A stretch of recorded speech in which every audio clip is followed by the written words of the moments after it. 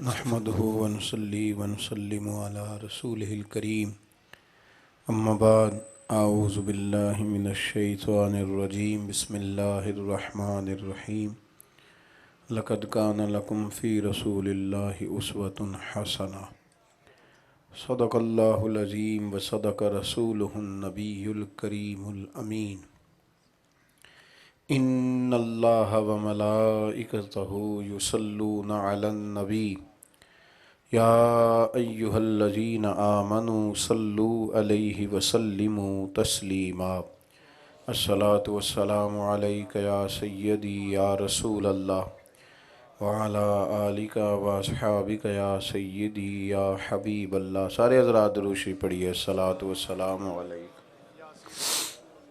یا رحمت للعالمین وعلی آلک واصحابک یا خاتم النبیین۔ حمد و صلوات کے بعد عالی مرتبہ ذی احترام حضرات علماء کرام، سادات کرام، حضرت صاحبزادہ سید سلمان گیلانی صاحب کی سرپرستی میزبانی میں آج کی اس محفل مبارکہ کا انعقاد ہے۔ مشائخ چک سادہ شریف کے مقدس عرس کی یہ تقریبات ہیں۔ اللہ تعالی ہمیں بزرگوں کے فیض سے فیض یاب فرمائے۔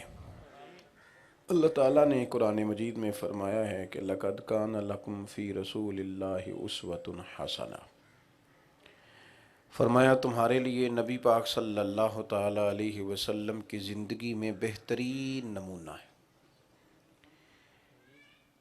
حضور سید عالم صلی اللہ تعالیٰ علیہ وسلم کی جو حیات مبارکہ ہے وہ ساری انسان کی زندگی گزارنے کے جو گوشے ہیں ان کو روشن کرتی ہے۔ ہم عبادات کے لیے تو 5 وقت مسجد میں جاتے ہیں، لیکن ہمارے معاملات، اخلاقیات، یہ معاملہ ہر وقت جاری رہتا ہے۔ ہمیں ہمارے دین نے رسول پاک صلی اللہ تعالیٰ علیہ وسلم کی زندگی پر عمل کرنے کی طرف جو بار بار حکم دیا تو اس لیے دیا کہ ہم نے سارا دن اٹھنا بیٹھنا، لین دین کرنا، کھانا پینا، لوگوں سے ملنا جلنا تھا، تو ہمیں کہا گیا کہ تم ایک مکمل طریقہ تمہیں دیتے ہیں تاکہ تمہیں ادھر ادھر نہ جانا پڑے، سارا کچھ تمہیں ایک بارگاہ سے مل جائے۔ ہماری زندگی کے اندر بہت ساری آزمائشیں ہیں۔ بحیثیت بیٹا بھی لوگ آزمائش کا شکار ہوتے ہیں، کس طرح کر کے والدین کو خوش رکھا جائے۔ گھر میں ان کی بیوی بھی ہے، ان کی والدہ بھی ہے، ان کا اپنے فیملی سے بھی تعلق ہے، دوستوں سے، سسرالیوں سے، دیگر لوگوں سے بھی رشتہ ہے، کس طرح مینج کرے۔ پھر وہ جب بزنس کے لیے، کاروبار کے لیے نکلا ہے تو وہ ان ساری چیزوں کو کس طرح مینٹین کرے، یہ ساری اس کی ضروریات ہیں۔ بحیثیت بیٹا بھی آزمائش میں، باپ بن گیا، اب بچوں کی تعلیم ہے، تربیت ہے، ان کی شادی ہے، بیاہ ہے، ان ساری چیزوں میں بھی بندہ آزمائش میں ہے۔ پھر اس نے بچوں کے رشتے طے کرنے ہیں، ایک آزمائش اور آگے، رشتے طے کرنے کے بعد ان رشتوں کو نبھانا ہے، داماد کے ساتھ، بہو کے ساتھ تعلق۔ یہ ساری چیزیں انسان کو کسی نہ کسی مقام پہ لا کے پریشان کرتی، اور جب وہ گھر میں پریشان ہوتا ہے تو زندگی کا کوئی کام نہیں کر پاتا۔ ہمیں ہمارے دین نے کہا کہ تمہیں ایک اسوہ نور دیتے ہیں، تم اس کی طرف توجہ کرو، تمہارے سارے مسئلے ہی حل ہو جائیں گے، تمہاری روزمرہ کی دنیا اور آخرت کی ہر چیز اس کے اندر سما جائے گی۔ یہ آزمائش کا دور ہے۔ نفسیات کے ڈاکٹر کے پاس رش ہے۔ آپ کبھی غور کریں تو موٹیویشنل سپیکرز کے پاس لوگ پیسے دے کے بیٹھتے ہیں، جا کے 5-5 10-10 ہزار کی سیٹ بک ہوتی، اپنی ذہنی آسودگی کے لیے لوگ جاتے ہیں۔ یہی کام کرنے کے لیے لوگ آستانوں کا رخ کرتے ہیں، علماء کے پاس جاتے ہیں، لیکن ہماری بدقسمتی یہ ہے کہ ہر جگہ جب الجھاؤ نظر آتا ہے، ہر چیز بکھری ہوئی نظر آتی ہے، ٹوٹے بکھرے معاملات دکھائی دیتے ہیں، تو وہ جو خیر پانے آئے تھے وہ اور زیادہ آزمائش کا شکار ہو جاتے ہیں۔ عزیزو یاد رکھو، یہ جتنے بھی آستانے ہیں نا، جتنے بھی بزرگان دین ہیں، جو ہم لفظ بولتے ہیں نا کہ یہاں سے فیض ملتا ہے، تو بھئی اس کی کوئی ظاہری صورت بھی تو ہوگی نا، وہ فیض کیا ہے۔ تو سمجھ لیجئے یہ جتنے بھی آستانے ہیں نا اور ان کے جتنے بھی اونچے مینار ہیں، یہ مینار نہ کرامتوں کے لیے اونچے ہیں، نہ یہ مینار لنگر کے لیے اونچے ہیں، نہ یہ اس لیے اونچے ہیں کہ ان کا سیاسی قد کاٹ کتنا ہے، لوگ انہیں کتنے جانتے ہیں، ان کے ووٹ کتنے، اس لیے نہیں اونچے۔ یہ جتنے مینار اونچے نظر آتے ہیں یہ رسول پاک صلی اللہ علیہ وسلم کی عظمت کے نشان ہے کہ یہاں حضور کے دین پر عمل کیا گیا۔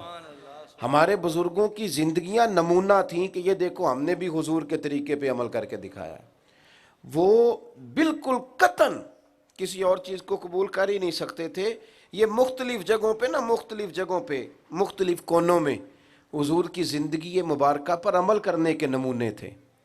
انہوں نے اپنے علاقے کے لوگوں کو عمل کر کے دکھایا، اور ہمیشہ انسان کا جو قول ہوتا ہے نا اس سے زیادہ اس کا فعل اثر انداز ہوتا ہے۔ فقیری کا درس دینا بڑا آسان ہے، لیکچر تو اب تو بچوں کو تقریر رٹا دیں وہ مطلب رٹ لے گا، کر دے گا، اور اب تو خیر بڑے بڑے زبردست قسم کے سپیکر مارکیٹ میں آ گئے، آپ جس طرح جس عنوان پہ چاہیں بات ہو جائے گی۔ لیکن مسئلہ تو یہ ہے کہ فقیر بن کے گزارا کرنا یہ ذرا مشکل کام ہے۔ جو فقیری کا درس دے رہا ہوتا ہے جب اس کی پجاروں بندہ دیکھتا ہے نا تو کہتا ہے یار یہ تو فقیر ہمیں بنا رہا ہے، صرف خود تھوڑی یہ فقیر ہے۔ اس کے تو گھر بچوں کو لے جاؤ کبھی جو فقیری کا درس دے رہا ہے تو اس کا گھر دیکھ کے بچے آ کے ناراض ہو جاتے ہیں کہ ہمیں بھی اس طرح کے برتن چاہیے، آپ نے ہمیں کہاں کھڑا کیا ہوا ہے۔ اس طرح کی چیزوں سے ہمیں بھی آپ فوری طور پہ روشناس کرائیں۔ یہ لوگ، ان کی سادگی، ان لوگوں کا مخلوق سے پیار، ان کے دلوں میں یہ درد کہ اللہ کے بندے اللہ والے بن جائیں۔ دیکھیں رسول پاک صلی اللہ تعالیٰ علیہ وسلم کبھی عکاظ کی منڈی میں، کبھی طائف میں، کبھی رسول کریم علیہ السلام ابو جہل کے گھر میں، کبھی لوگوں کو گھر بلا کے دعوت، ایک درد ہے سینے میں۔ اور حضور خود بیان فرماتے ہیں، فرمایا میری اور تمہاری مثال تو اس طرح ہے جس طرح کسی شخص نے آگ جلائی تھی، پتنگے اس میں گر رہے تھے، وہ بندہ بار بار روک رہا تھا پیچھے ہٹ جاؤ جل جاؤ گے، پیچھے ہٹ جاؤ جل جاؤ گے۔ فرمایا تم جہنم میں گرتے ہو اور میں تمہیں سینہ بند سے پکڑ پکڑ کے کھینچتا ہوں، یہ کام نہ کرو دوزخ میں لے جائے گا، یہ کام نہ کرو دوزخ میں لے جائے گا۔ اللہ کے بندوں کا یہی درد تھا، مخلوق کو کس طرح کر کے خالق سے جوڑا جائے، عابد کو کس طرح کر کے معبود کی طرف استقامت والا عابد بنایا جائے۔ وہ اسی درد میں رہے، اس کے لیے وہ منصوبہ بندی کرتے، اس کے لیے وہ کوشش کرتے، کوئی جدید ذریعہ بھی اختیار کرنا پڑتا تو کرتے، لیکن ان کا مقصود ذات نہیں تھا۔ ادب کے نام پر بندوں کو صرف اپنے پیچھے ہی لگا لینا، ارادت کے نام پر صرف انہیں اپنے ہی دروازے کا راستہ بتانا، یہ تو ان کا طریقہ ہی نہیں تھا۔ ان کا تو طریقہ یہ ہے کہ وہ لوگوں کو اللہ والا بناتے ہیں۔ حضرت ابو الحسن شاذلی رحمۃ اللہ علیہ مریدوں سے فرمایا کرتے تھے اگر تمہاری اللہ اللہ ٹھیک ہو گئی ہے، تہجد پڑھنے لگے ہو، تزکیہ ٹھیک ہے، تو میرے پاس آنے کی ضرورت نہیں، اب تم گھر میں بیٹھ کے اللہ اللہ کرو، اس لیے کہ یہاں تو تمہیں اس لیے بلایا گیا تھا کہ تمہیں خیر نصیب ہو جائے۔ بلکہ حضرت مجدد الفسانی رحمۃ اللہ علیہ نے ایک شخص کو اپنے سلسلے میں خلافت دی، مجاز کیا اسے، اس نے کچھ عرصے کے بعد خط لکھا اور اس کی حضور الحمدللہ اگر آپ نے مجھے خلافت دی تھی تو اب میں تقریر بھی کرتا ہوں، تدریس بھی کرتا ہوں، تصنیف بھی کرتا ہوں، دین کے تینوں شعبہ جات میں خدمات ہے میری باتوں کی سمجھ آ رہی ہے آپ حضرات کو؟ اور یہ تقریریں آج کل سارے لوگ ہی کرتے ہیں، صرف مولوی نہیں کرتے۔ جو پھٹے پہ بیٹھتا ہے بہترین خطیب ہوتا ہے، جو بات شروع کرتا ہے اس سے بہترین بات کوئی نہیں کر پاتا۔ ہر شخص ہی کچھ نہ کچھ پیغام دیتا ہے، کوئی نہ کوئی رائے رکھتا ہے، کچھ نہ کچھ منانا چاہتا ہے۔ عرض کی حضور آپ نے خلافت دی تھی، اب میں تقریر بھی کرتا ہوں، پڑھاتا بھی ہوں، تدریس بھی کرتا ہوں، لکھتا بھی ہوں، میری تحریر اور تصنیف بھی ہے۔ تو حضرت مجدد صاحب رحمۃ اللہ نے جواب لکھا، فرمایا یہ سارے کام خیر کے ہیں، اللہ تمہیں برکت دے، لیکن یہ تو سارا کچھ تم لوگوں کے لیے کرتے ہو، بتاؤ اپنے لیے کیا کرتے ہو؟ تہجد کے وقت اٹھتے ہو، تلاوت قرآن نصیب ہے، تزکیے کا کیا حال ہے؟ باطن میں کوئی وسوسے تو نہیں پریشان کرتے؟ تم خود کہاں کھڑے ہو؟ یہ تو سارا کچھ لوگوں کے لیے خیر ہے، بہترین ہے، بہت اچھا ہے۔ آپ جب تک کردار کی عظمت نہیں رکھتے، جب تک آپ کے اندر عمل کی قوت نہیں ہوتی، آپ کی کسی بات میں طاقت نہیں رہتی۔ آپ کی بڑی بہترین کئی گھنٹوں کی تقریر بھی جب لوگ آپ کے ساتھ چلتے پھرتے اٹھتے بیٹھتے ہیں تو انہیں سمجھ آ جاتی ہے کہ اصل معاملہ کیا ہے، الفاظ کا گورکھ دھندا کتنا ہے، جملوں کا ہیر پھیر کتنا ہے، اور اصل نظریہ کیا ہے، اصل ذوق کس طرف ہے۔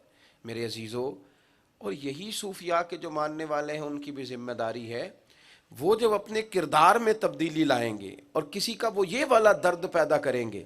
دیکھیں، کسی بندے کو نوکری لگا دینا یہ کوئی کمال نہیں،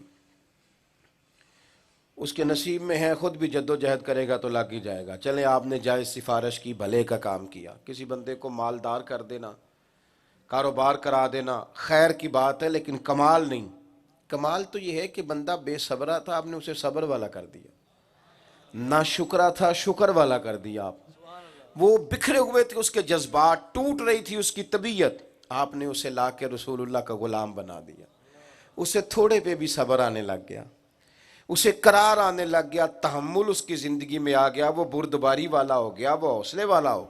ہمارے صوفیاء یہ کام کرتے تھے کہ وہ لوگوں کو بے چینی سے چین کی طرف لاتے تھے، بے قراری سے قرار کی طرف لاتے تھے۔ سرکار کا وہ جو طریقہ انہیں ملا تھا درد دل والا، وہ دیکھتے تھے کہ یہ لوگ ٹوٹ رہے ہیں، بکھر رہے ہیں، وسوسوں کے ہتھے چڑھ گئے، وہ قوم کی فکر کرتے تھے۔ کبھی کبھی کچھ نوجوانوں سے ملاقات ہوتی ہے نا، ہمارا تو دعویٰ یہی ہے کہ پگڑی اور داڑھی چونکہ ہمارے پاس ہے، مائک اور سپیکر کے چونکہ ہم مالک ہیں، تو ہم تو نہیں تسلیم کرتے کسی اور کو نیک، الا ماشاء اللہ، اللہ معاف کرے تو۔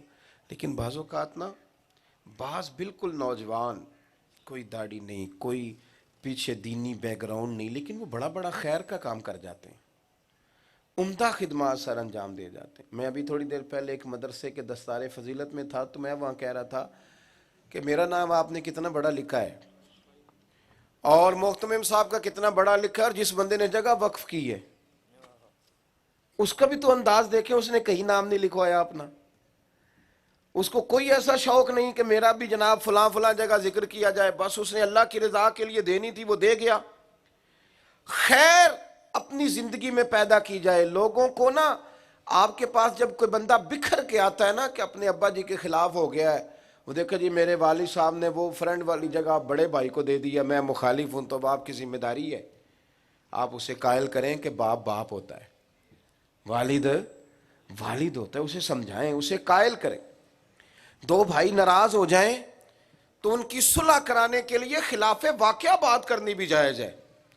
آپ کا بڑا بھائی ملا اور اس نے کہا چھوٹا بڑا ظالم ہے، تو یہ جا کے نہ بتائیں، بلکہ اسے کہیں وہ تو کہہ رہا تھا تیرے بغیر گزارا ہی نہیں۔ خلاف واقعہ بات تک کرنے کی اجازت، لوگوں کو قرار میں لایا جائے، بچایا جائے، الجھاؤ سے، ٹوٹنے سے بچایا جائے، لوگوں کی طبیعتوں میں وہ سکون پیدا کیا جائے جس کے وہ متلاشی ہیں۔ وہ کسی آستانے پہ آئیں تو وہ کھل کے قرآن شریف پڑھ سکیں، وہ کسی شخص کو دیکھیں تو دیکھ کے ان کی آنکھیں ٹھنڈی ہو جائیں، انہیں محسوس ہو کہ میری خیر خواہی ہوگی۔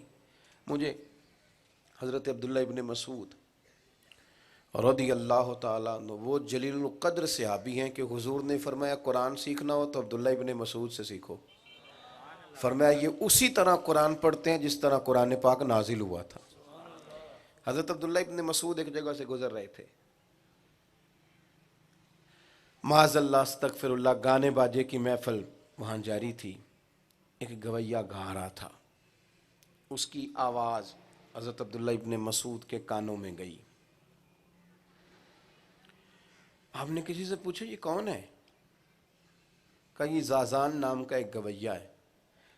ایک ٹھنڈی آہ بھری حضرت عبداللہ ابن مسعود نے، ٹھنڈی، اس میں درد تھا، اس میں کچھ شوق تھا۔ کہنے لگے کتنی سونی آواز ہے، کاش یہ قرآن پاک کی تلاوت کرتا، کتنی پیاری آواز ہے، کتنی خوبصورت ہے، کاش یہ قرآن پاک پڑھتا۔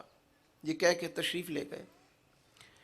وہ مجلس برخاست ہوئی، وہ شخص باہر آیا، کچھ لوگ اہل دل تھے، انہوں نے کہا تجھے پتہ ہے آج کیا ہوا ہے؟ اس نے کہا کیا ہوا؟ کہنے لگے جب تو گا رہا تھا تو یہاں سے حضرت عبداللہ ابن مسعود بھی گزرے تھے، اور انہوں نے تیری آواز سن کے ٹھنڈی آہ بھری ہے اور کہا ہے کاش تو قرآن پاک پڑھتا۔ گویا تھا، اس نے یہ بات سنی تو طبیعت پہ چوٹ لگی، کہنے لگا میرے لیے کہا ہے انہوں نے؟ میرے لیے؟ میں کہاں اور میرا نام صحابی رسول کی زبان پر؟ من نانم کے من دانم، میرا نام لیا انہوں نے اور میرے بارے میں کہا کہ یہ قرآن پڑھتا۔ بس ان لفظوں میں کوئی حسن تھا، کوئی تاثیر تھی۔ کوئی بیٹھا ہوا مجھے دور دعا دیتا ہے، میں ڈوبتا ہوں سمندر اچھال دیتا ہے۔ کہا میرے لیے یہ کہا ہے؟ کہا ہاں آپ کے لیے کہا ہے۔ بس وہ کیا بات تھی، کیا حسن تھا، وہیں رونے لگے۔ رونے لگا، وہ کہنے لگا بتاؤ جناب عبداللہ ابن مسعود کا گھر کہاں ہے؟ بتاؤ نہ کہاں ہے گھر؟ لوگوں نے کہا وہ فلاں مقام پہ رہتے ہیں۔ جا کے دروازے پہ دستک دی، حضرت تشریف لائے۔ کون ہو، کیسے آئے ہو؟ کہنے لگا حضور وہی گناہگار ہوں جس کے لیے آپ نے کہا تھا کاش قرآن پاک پڑھتا۔ آپ فرمانے لگے رب تیرے اوپر فضل کرے، کیسے آئے ہو؟ تو پیروں میں بیٹھ گیا، کہنے لگا سونے آ گیا ہوں، پڑھا دے مجھے قرآن پاک۔ اب میں نہ قرآن پاک ہی پڑھوں۔ بھائی یہ کوئی بات کرے تو تب ہے نا، کسی میں یہ ذوق آئے تو تب ہے نا۔ بھائی تھوڑا بہت تانا نا دین کے لیے سہ لینا چاہیے، کوئی حرج نہیں۔ جب آپ خیر کی بات کرتے ہیں تو وہ کئی دفعہ بطور تانا بھی۔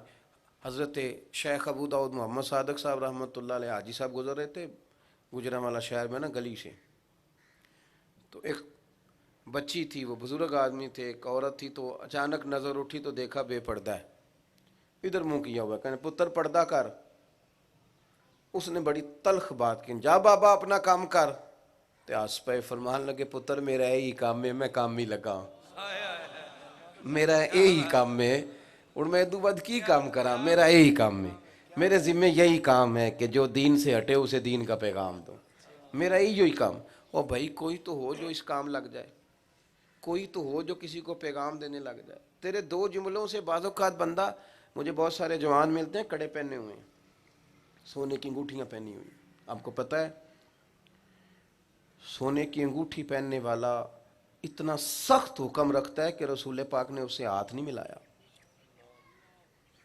اتنا زیادہ ناراض ہیں حضور۔ تو ان بچوں سے کہو نا یہ سونے کی انگوٹھی حرام ہے تو کہتے پتہ ہی نہیں، یہ کڑا اتار دو۔ بھئی اتنا تو مسئلہ ابا جی کو بھی آنا چاہیے تھا کہ یہ اس کے لیے ٹھیک نہیں۔ بڑے شوق سے زنجیریں پہنی ہیں گلوں میں اور جناب بٹن کھولے ہوئے، او بھئی یہ مسئلہ کوئی اس کے لیے پی ایچ ڈی کرنے کی ضرورت تھی؟ یہ مسئلہ بتانے کے لیے کیا ہم سب لوگوں کو تخصص کی ضرورت تھی؟ یہ تو عام بات تھی، بتا سکتے تھے۔ لیکن جو قوم اپنے بچوں کو حلال حرام سے بھی آگاہ نہ کر سکے، وہ انقلاب کی باتیں کرے، جو ضروریات دین بھی نہ بتا سکے وہ کہے کہ یہ نکلیں گے اور کوئی انقلاب برپا کر دیں گے، جو ابھی تک تمیز نہ کر سکیں کہ یہ چیز میرے لیے ٹھیک نہیں، میرا دین اسے پسند نہیں کرتا۔ میں کہا کرتا ہوں ہم وہ نکمے لوگ ہیں جو ابھی تک نماز روزے کا وعدہ دے رہے ہیں۔ وہ 4.5 کروڑ کافر کو کلمہ پڑھانا تو ابھی بڑی دور کی بات ہے، پوری دنیا میں دین کا جھنڈا لہرانا تو دور کی بات ہے، ابھی تو ہم نماز روزے کے وعدے دے رہے ہیں۔ ابھی تو امام منت کر رہا ہے کہ صفیں نہیں بنتی پوری مسجد میں، مسجد آیا کرو۔ او خدا کے بندو، عظمت کردار دین منانے کے لیے نہیں عمل کرنے کے لیے آیا۔ محبت کی حدیں یہ ہیں کہ حضور کی بات مانی جائے، جو سرکار کہہ دیں۔ مجھے بتاؤ، میں نے نا آج کہیں وعدہ کر لیا تھا ابھی جانے کا، میری ایک اپنی خاص طبیعت ہے، میں سادات کے حق میں دوستوں سے کہتا ہوں سیدوں کے لیے علیحدہ پیکج رکھا ہوا ہے۔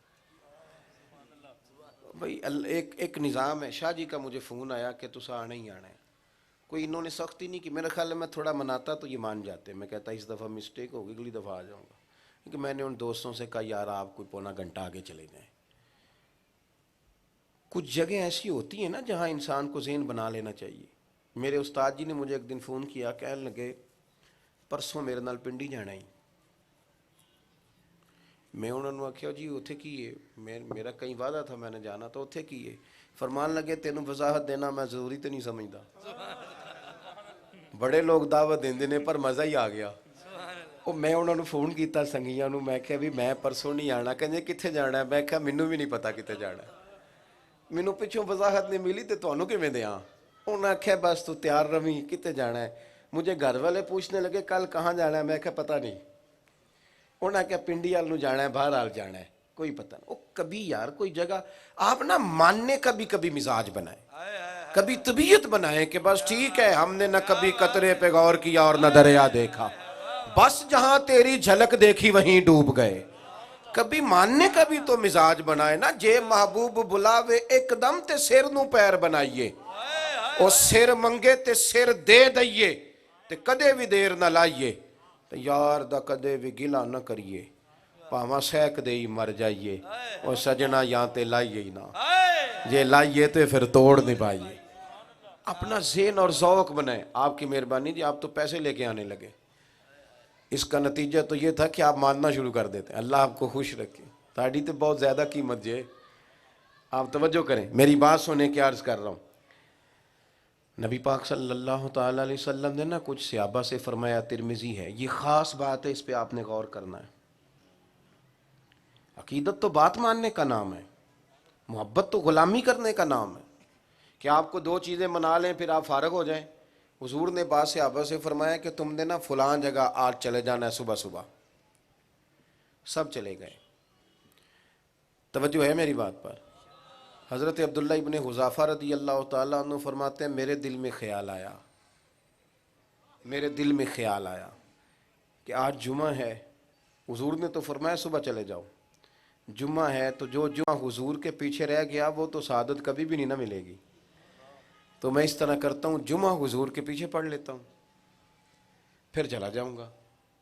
یہ سعادت ہے بہت بڑی، سرکار کی امامت میں جمعہ۔ کہتے میں نے جمعہ حضور کے پیچھے پڑھا، میری بات پہ غور کرنا، عقیدت سے پڑھا نا، احترام سے پڑھا نا۔ کہتے ہیں حضور کے پیچھے جمعہ پڑھا تو نماز کے بعد سرکار نے فرمایا تمہیں تو بھیجا تھا۔ عرض کی حضور میرے دل میں خیال آیا کہ جمعہ رہ گیا آپ کے پیچھے تو یہ سعادت دوبارہ کب ملے گی؟ پتہ ہے حضور نے کیا فرمایا؟ فرمایا اگر تم میری بات مان کے سویرے چلے جاتے نا تو تمہیں ساری زمین صدقہ کرنے سے رب زیادہ ثواب دیتا۔ اعلیٰ حضرت کیا کہتے ہیں؟ کہتے ہیں پیش نظر ہے وہ نو بہار، اور میرا سجدے کو دل ہے بے قرار، اندر پوری بے چینی ہے پر کرنا نہیں، کیوں کہ نبی پاک نے منع کیا ہے۔ پیش نظر ہے وہ نو بہار، سجدے کو دل ہے بے قرار، روکیے سر کو روکیے یہی تو امتحان ہے۔ اندر پوری بے قراری بھی ہو تو کرنا وہ ہے جو مدینے والے نے فرمایا ہے۔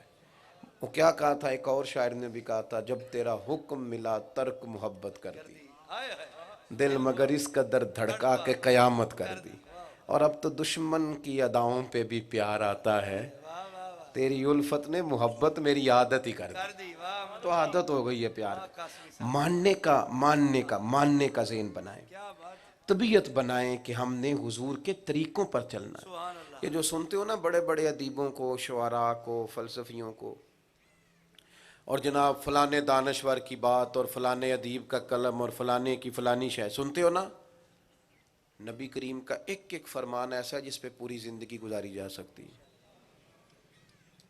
لیکن چونکہ ہمارا خطیب بیچارہ ہر جمعے سناتا ہے اور مفت سناتا ہے، 5,000 دے کے سیٹ نہیں بک کرانی پڑتی، لہذا کون سنے، کون جائے ٹائم پہ جمعہ پڑھنے، اتنا وقت کہاں سے لائیں؟ ایک ایک فرمان پہ زندگی گزاری جا سکتی ہے۔ دیکھو نا، بے مقصد جینے والا اگر اس حدیث کو مقصد بنا لے، حضور نے فرمایا تم میں بہتر وہ ہے جو لوگوں کے حق میں بہتر ہے۔ ذہن بنا لیں، میں نے میکے کے حق میں بھی بہتر بننا ہے، سسرال کے حق میں بھی بہتر بننا ہے، دوستوں کے حق میں بھی بہتر بننا ہے، استادوں کی خدمت بھی کرنی، شاگردوں کو بھی نوازنا ہے، میرے دائیں بائیں والے بھی مجھ سے نفع اٹھائیں، بس ذہن بن گیا تو بات بن گئی۔ اس پر ساری زندگی گزاری جا سکتی۔ یہ منشور ہے محبوب کا ایک جملہ، دستور حیات ہے، پر شرط یہ ہے کہ امتی اس نگاہ سے دیکھے، اس درد۔ وہ تو کہتا ہے میں نے خطیب سے ایک نکتہ سننا ہے ایسا جس میں ذرا مزہ آ جائے، تو ماننا کس نے ہے؟ وہ تسلیم کس نے کرنا ہے؟ عمل کا رستہ اختیار کریں۔ بات ختم کرنے لگا ہوں۔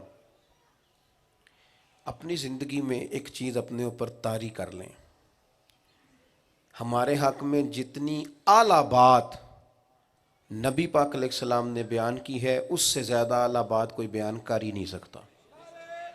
کیوں؟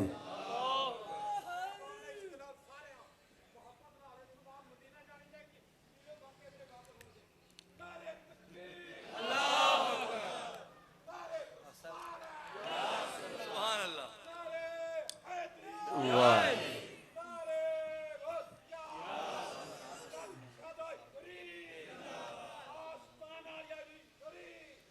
ماشاء اللہ۔ حضور علیہ السلام نے فرمایا میں مکارم اخلاق کی تکمیل کرنے آیا ہوں، جتنے اعلیٰ اخلاق تھے نا میں نے مکمل کر دیے، اب اس سے زیادہ کوئی اعلیٰ بات کر سکتا، یہ حد ہے۔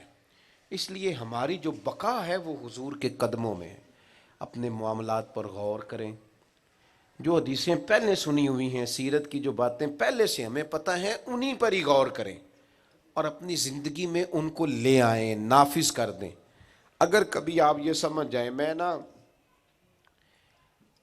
بعض اوقات بعض احادیث پڑھتے ہیں نا تو یوں محسوس ہوتا ہے بات یہ صرف میرے لیے کہی گئی ہے، صرف میرے لیے کہی گئی۔